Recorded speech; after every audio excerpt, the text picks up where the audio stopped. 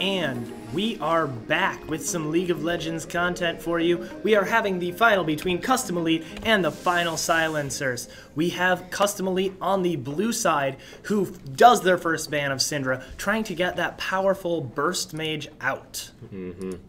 Yeah, Syndra has been consistently perma-banned this entire series, which is probably for the best. Like, having like sort of that mid that is probably always going to win lane unless there is a heavy amount of ganking done there.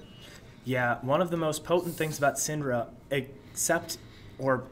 while Syndra does have some counterplay in the professional level, it takes massive team coordination in order to do stuff like shut her down, because lots of her power comes through that ult and her ability to set it up. Even with low AP values, it still has massive base damage, and it has to be respected. Speaking of respecting mid laners, it seems that Custom Elite definitely is showing a lot of respect for that Veigar, which was played last game to massive effect by Final Silencer's mid lane. Coming into the last bans here, we got a Fiora count out. I'm interested to see if Final Silencers will ban away that Lucian that has been potent for Custom Elite's AD carry. Absolutely.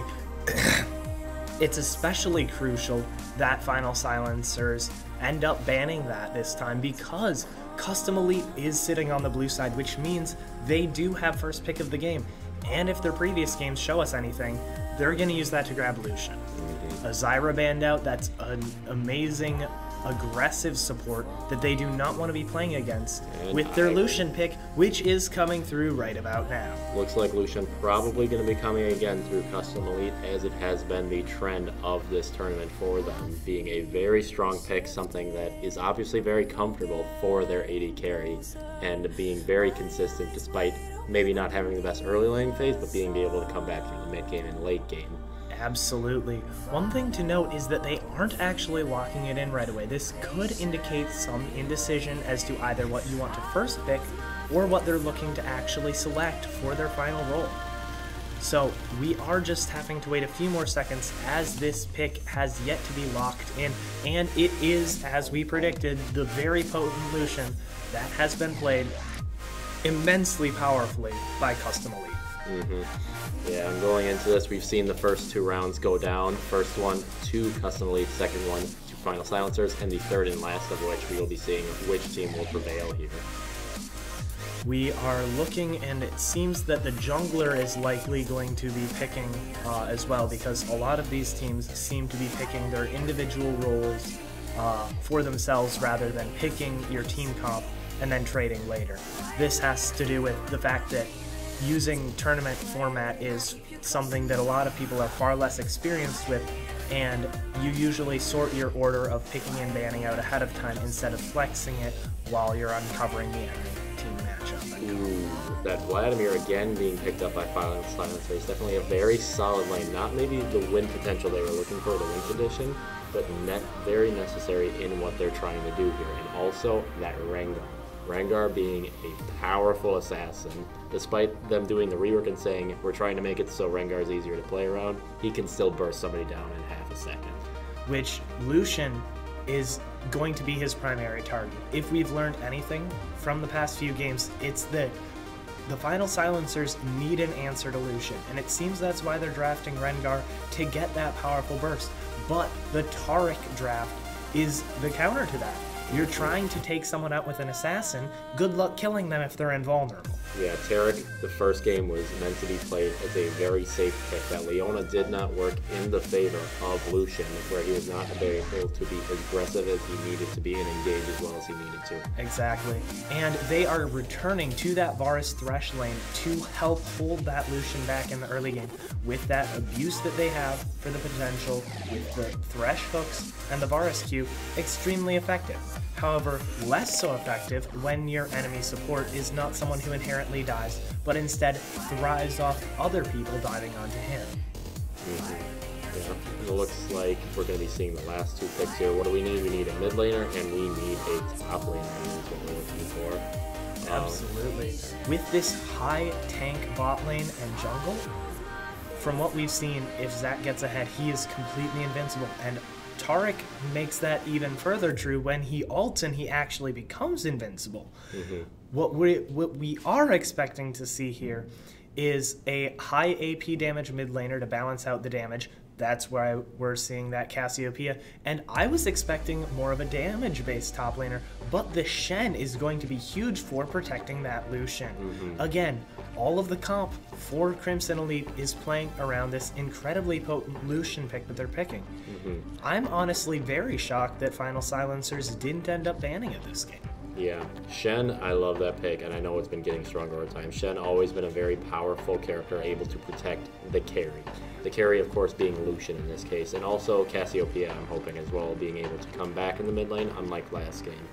Absolutely. Something interesting to note is that with Vlad versus Shen top lane, Vlad has immense amounts of sustain, and he will be able to sustain through anything Shen can throw at him. However, Shen's purpose is not to win the lane. His purpose is to be there for his team and provide that powerful front line and defense, and as well as, you know, being able to make the pick potential with his taunt in order to basically make it so Lucian and Cassiopeia can deal immense damage. One thing to note, though, is that with the mid as the final pick for the Final Silencers, they were able to draft that Cassiopeia, which does help if they can grab the Lucian and Cassiopeia inside the Orianna ult. That is both of the damage dealers that Custom Elite have in dangerous peril, as they are both chunked down significantly and in the exact same location.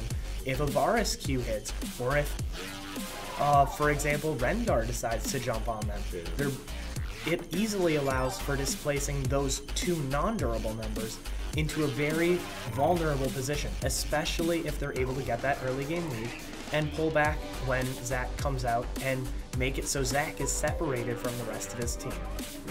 Yeah, Oriole always being that key setup piece for any good team. Putting on Rengar, he goes in, you got yourself a combo right there. Absolutely. I'm interested though, however, with the Shen pick. I would have been expecting something more along the lines of Poppy with its natural counter ability against a Rengar once game there. And also a Thresh as well. It stops as well. Absolutely. I think one of the things that helped them decide to pick the Shen was the fact that bot lane they felt would be focused heavier by the Rengar. If the Rengar is continuing to gank bot post 6, you will have a reply with the Shen able to ult down, and then he can get back top lane and not lose any pressure due to that TP. Cassiopeia not looking for that global presence necessarily, but looking for that mobility presence as well. Orianna going the other route, taking that global presence where she can teleport down, say, bot lane and top lane for that extra pressure. Yeah, one thing to notice is actually the lack of a ghost on Orianna and how that is, you know, Cassiopeia is exactly what we expect. When you're playing Cassiopeia, positioning is absolutely crucial, and unlike Lucian, you don't have a dash in which to do that.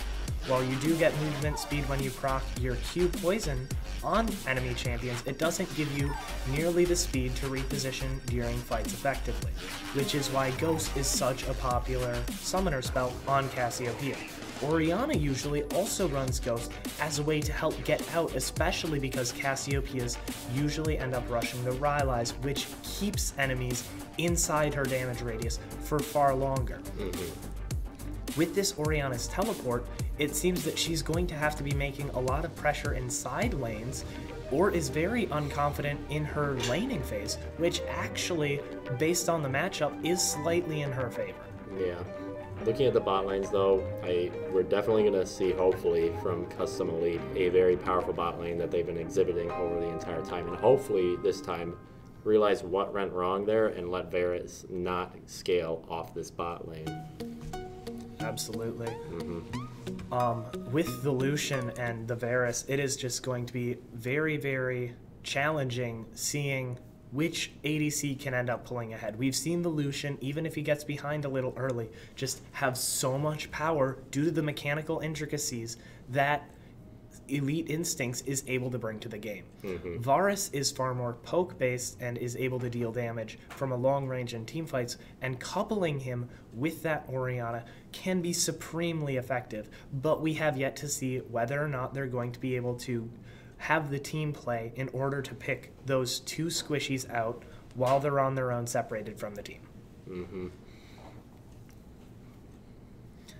We are currently loading into the game, and I'm assuming we're going to be seeing the Darkstar Thresh and Darkstar Varus skin duo bot lane. And yes, we are. Always phenomenal skins to see there. We do see Project Lucian and the Emerald Taric with his long, flowing, elegant elf-like hair. And we are hoping that this game will be off to an interesting start, as a lot of the pressure seems to be focused around the mid and bot lane this game. I would not be surprised if we see both junglers starting on top side of the map, trying to get those buffs, so when they descend through their jungle, they will be in a position to gank either mid or bot, depending on how the matchups are going. Mm-hmm.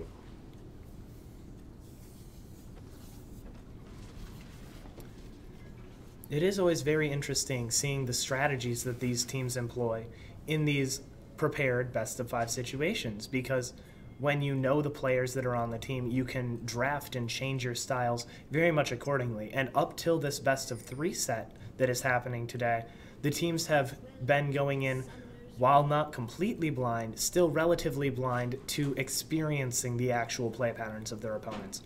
We're seeing pretty traditional setups as far as placements of people. No deep roam into the jungle like we saw last game on behalf of Final Silencers. Mm-hmm. Yeah, Final Silencers this time definitely taking that more aggressive sort of like... Shen and Vladimir just getting right up in there. Just taunting each other. It's pretty fun to see. And it seems that... both teams are preparing. There is just a little more time remaining till the buffs spawn and the minions get to lane, and we can actually see how this game is going to change. We actually see both junglers starting on the bot side. While not uncommon, I would have expected slightly differently given the importance of those bottom two lanes relative to the top one. Mm-hmm. Yeah, Vladimir and Shen, do they throw anything at each other? Nah, they're being good sports about it, not hitting each other, just giving themselves a good laugh right there. Fair enough. We see a quick red buff take by the blue side of Custom Elite. They are looking at a very similar strategy to their first game. I do not remember who they actually had running mid that game. Last game or first game? First game. First game they had, I think they ran... Shoot, what was it? They ran the Ahri, and before that they ran... No, I can't remember. Totally blanking. Anyways, not that important right now. What matters is this matchup, where we are seeing this just difference between the lanes with the advantage that is currently developed for Final Silencers based off the picks and bans in the laning phase. The question is, will that be enough to offset Elite Instinct's very potent play on Lucian? Mm-hmm. And honestly, I'm quite sure that a lot of the game is very much going to center around how the different bot lanes do relative to each other. Mm-hmm. A trade back during that poke onto Elite Instincts does actually make the trade even between the two teams, even though Thresh was in a 2v1 situation. Yes, and going back to what mid the Custom Elites chose, it was a Rulian Soul. Ah, right. Mm-hmm. Picking that sort of off-meta pick. Zach gonna go in here. Ooh, Ori quickly flashing out of there before any engage is done. Not just that, not just before the engage, but also before the miasma landed as well, because that grounds your opponents, making it so they cannot actually use any mobility spells in order to change their position. That flash saved her life, as the damage output from Poisoned Q is absolutely immense on Cassiopeia. That plus the knock-up damage and, you know, regular CC applied by Zach. Zach gonna do another gank. He's going rapid fire, taking 2 flashes already. This is like a large lead. This is the Zach. Yes, this is the Zach that we have seen in the first game for Custom Elite. He is very confident and makes those early plays. And honestly, Goopy Spawner is